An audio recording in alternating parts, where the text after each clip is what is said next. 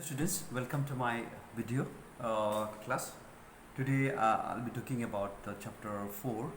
Here mainly you will be hearing about the Mughal Empire, how this Mughal Empire actually established, and who were the people at the time took the initiative for the a big emperor that was actually established. Okay, so let us know about the first person here in the especially in the beginning of the chapter.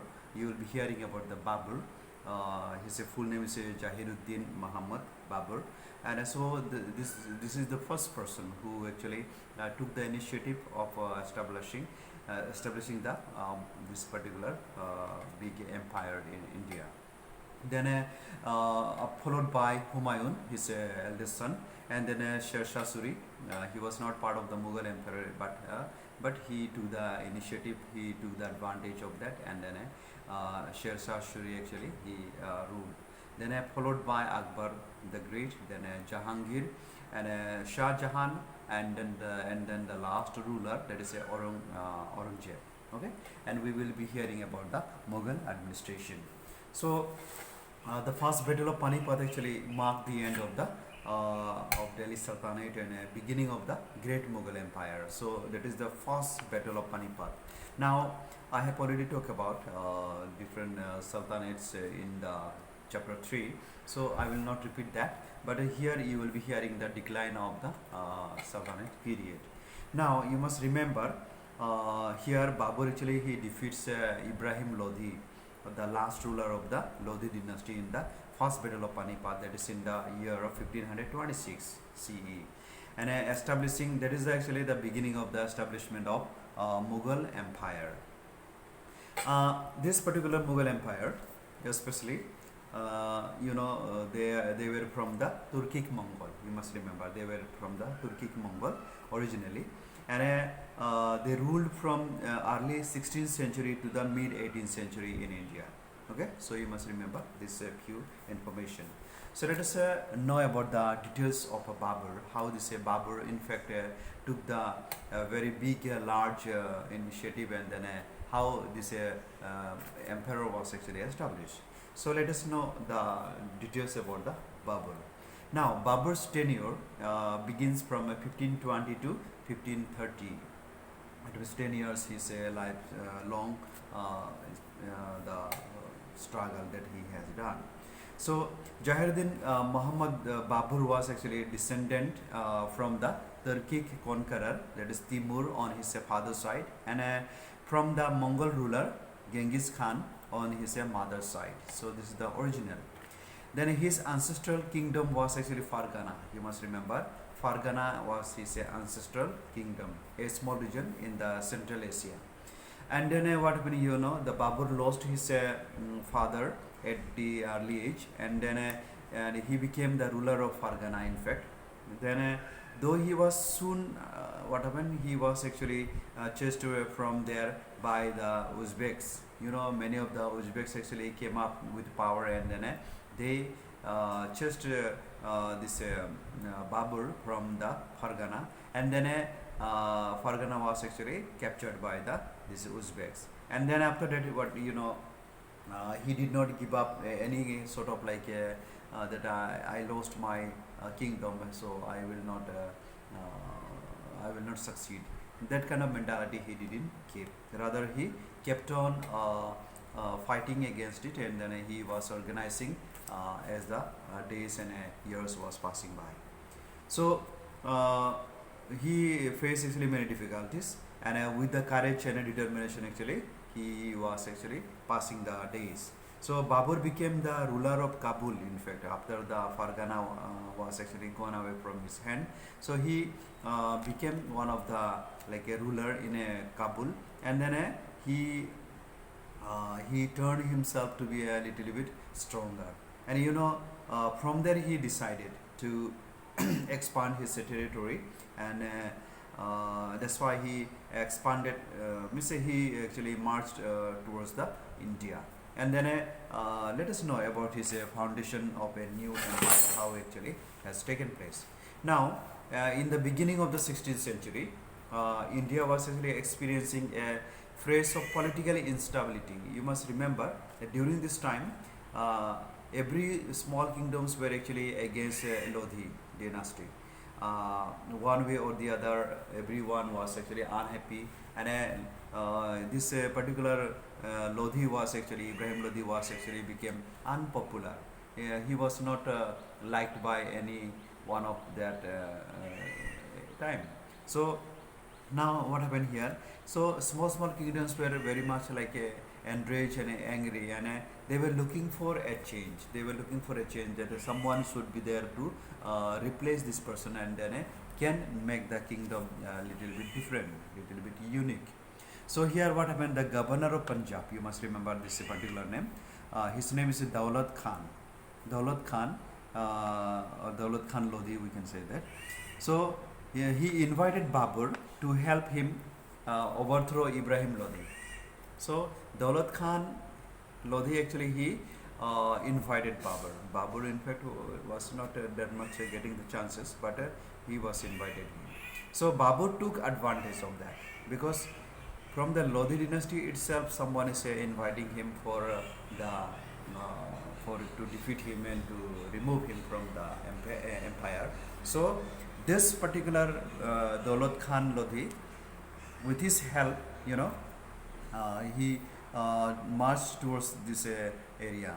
And then in 1524, what happened? 1524 CE, Babur crossed the Indus river, and then he captured Punjab, and then he returned to Kabul to reorganize his army. Now you must remember, as he passed, or as he crossed the river, after crossing the river, he just captured Punjab. He didn't enter to the center of the Delhi, because he knew that Lodi is not a small like to handle out. So therefore he went back for the preparation with a lot of strategic planning, and then he returning to India again. So he after defeating Daulat Lodhi, he marched towards Delhi, and Ibrahim Lodhi met him with a huge army at Panipat. So in the place called Panipat, Ibrahim Lodi with a huge number of like elephants and rivalries and all, he started battling.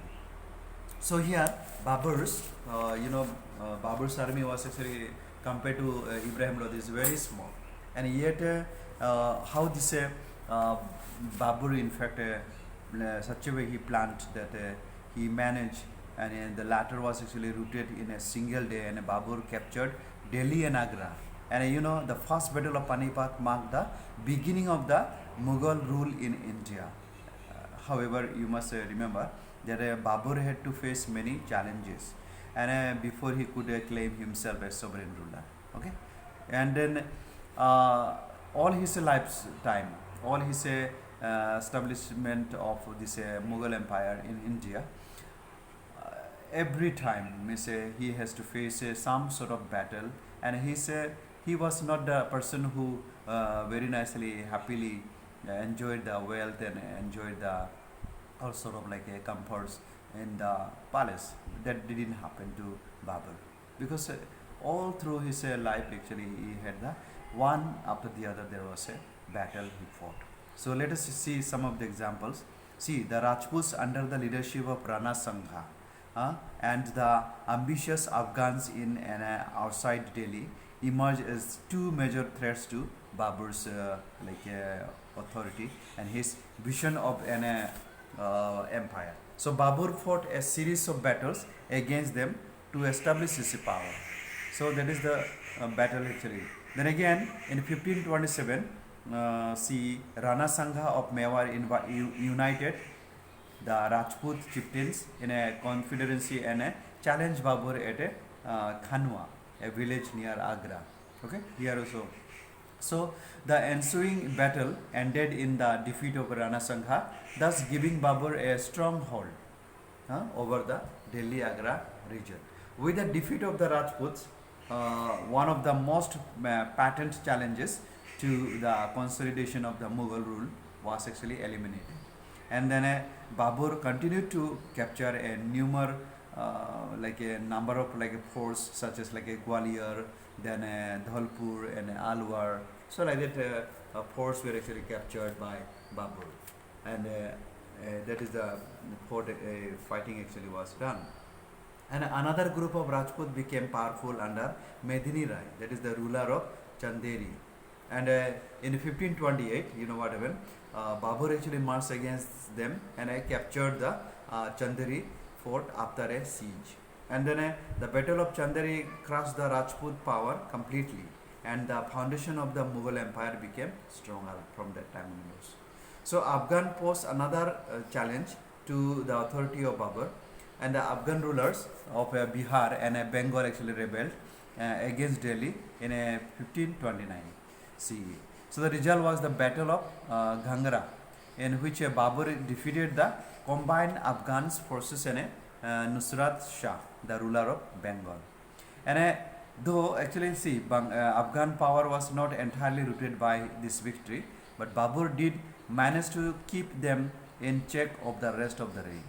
Okay, then Babur was also a skilled general. You must remember. That's why he was able to fight several battles, and then yet he was victorious.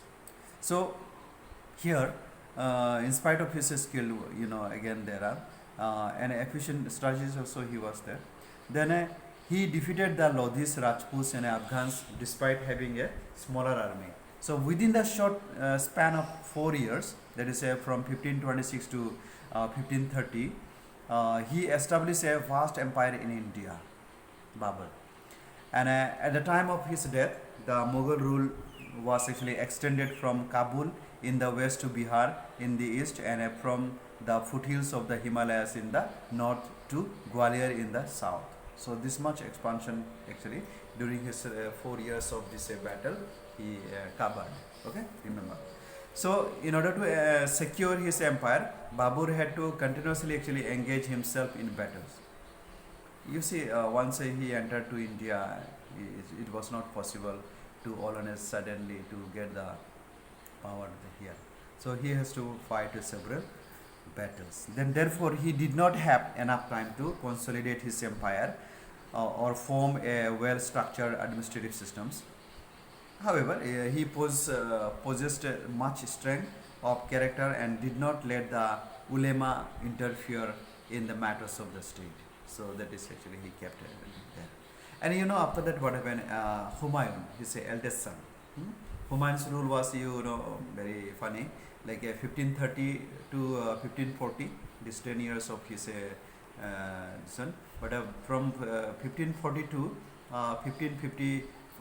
1555 up to this time he was missing from here, and then 1555 to 1556 again this 1 year of time again he ruled, and then he dies. So you must remember his full name is Nasiruddin Muhammad Humayun.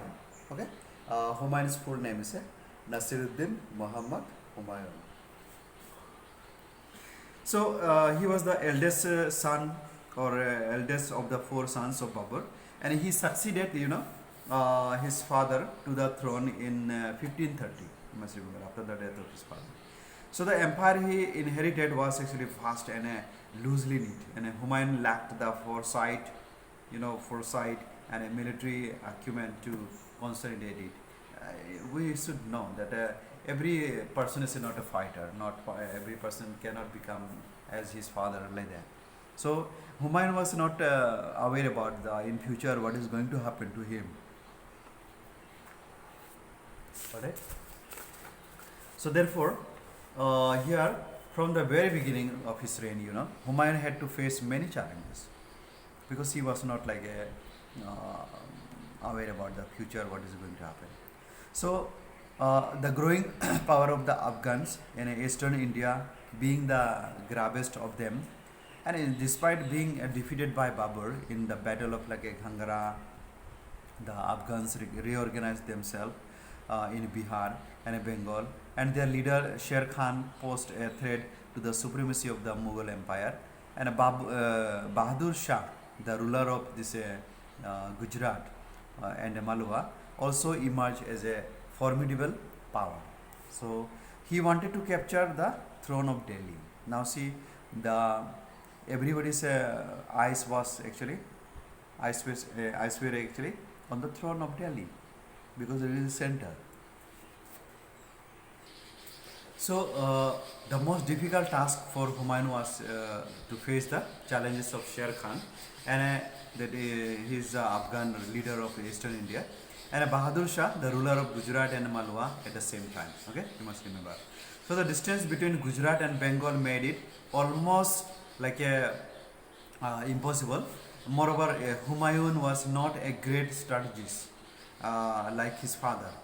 So, and his opponents took full advantage of his wrong strategies. So, you can listen here what is going to happen. So, Humayun perceived the Afghans under Sher Khan as the most difficult challenge.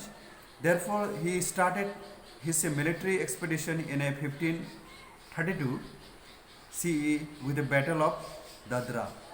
He fought the Battle of Dadra, where Afghan forces were actually defeated.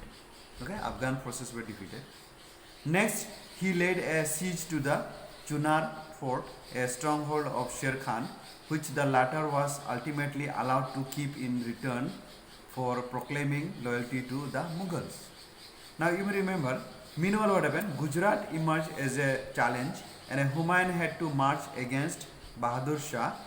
When Mughal army reached Gujarat, Bahadur Shah already ran away without offering any resistance. And Humayun easily captured Gujarat and Malwa. But what happened, you know? Sher Khan took advantage of Humayun's absence, and he invaded Bengal, capturing Gaur, its capital. As soon as Humayun started marching towards Bengal, Bahadur Shah utilized the opportunity to recapture Gujarat and Malwa. So this is how they have planned out. It means when he went there, they already ran away. But when he came away this side, then they already captured. So this is the how. So they were actually doing the monkey dance there. Okay. Okay. Then long before Humayun reached Gaur, Sher Khan had already left the city and returned to Bihar with a large war booty. Humayun actually reached Gaur unchallenged and started spending time in luxury and merrymaking, while Humayun was actually away from his capital for several months. And what happened? His brother Hindal reached Agra and declared himself emperor. So that is the another advantage actually has taken place. And battle with the Sher Shah, what happened here? Humayun decided to march against Hindal, but Sher Khan posed a challenge. And then here what happened? He cut off the lines of communication so that nobody can pass through from Bengal to Agra and to give the information to the emperor. So that is the middle actually Sher Shah actually did. So this thus you see forcing Humayun to wait and himself gaining time to strengthen the army. And in 1539 what happened? He challenged Humayun in the battle of Chausa. In the battle of Chausa actually Humayun was very badly defeated. And then when he was defeated, the Mughal army was really routed. Okay, and Humayun himself escaped narrowly. It means he ran away from there, and then he escaped. So on reaching Agra, he reached Agra, and up to that Humayun raised an army to take on Sher Shah. He went to Agra and he gathered some armies, some soldiers. But on the other hand, Sher Khan gained confidence from his success against the Mughals and took military preparation to face them one more time in the here, especially in his capital. And then in 1540 CE, the Battle of Kannauj, Battle of Kannauj, the Mughal army was actually decisively what happened here, defeated very much. And Sher Khan took the control over Delhi and Agra, and the Mughal rule was actually replaced with the Afghan rule. So here Mughal was taking the break for some time. And Sher Khan assumed the title of Sher Shah and established the Sur dynasty from that time onwards. So this is how actually became the Humayun away from his kingdom. And it happened because he didn't have the planning, he didn't have the strategy through which he can see the what is in the future. So he was always face this kind of problem. Okay, and his tenure was not much longer. So in the next video, I will be talking about the exile and return of the Humayun, and then Sher Shah Suri's rule and all will be talk about. Okay, so thank you.